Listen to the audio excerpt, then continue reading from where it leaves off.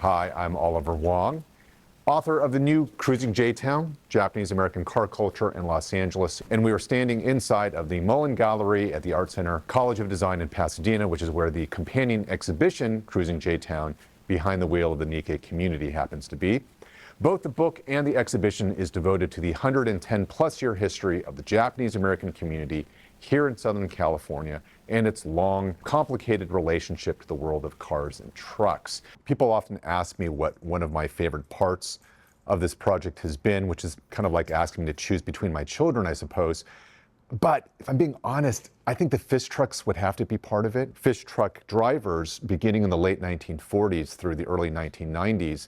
6 days a week, working 16 to 18-hour days, would go out all across Los Angeles and deliver fresh seafood, tofu, rice, Japanese candy, and other food goods to families that had settled in more distant places, distant suburbs all across the greater LA area. I like to think that they were performing this really immense community service for 40 plus years, just being out there every week. The fishman would stop,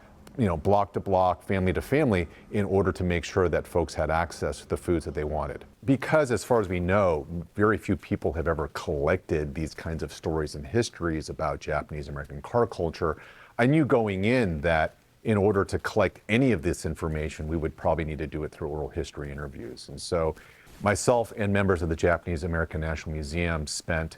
roughly about 3 years doing about, I think, 90 oral history interviews with over 100 people in order to collect stories from all across the car spectrum, if you will. Certainly, I want people who come to the exhibition or who read the book to learn about this community's history, but because everyone has some kind of car story, I also hope that both the exhibition and book encourages people or motivates people to think about and share what their connections to the larger world of cars and trucks and car culture has been as a way of better understanding themselves, their friends, their families, and their communities, because that's the whole point behind why we wanted to do Cruising J-Town to begin with.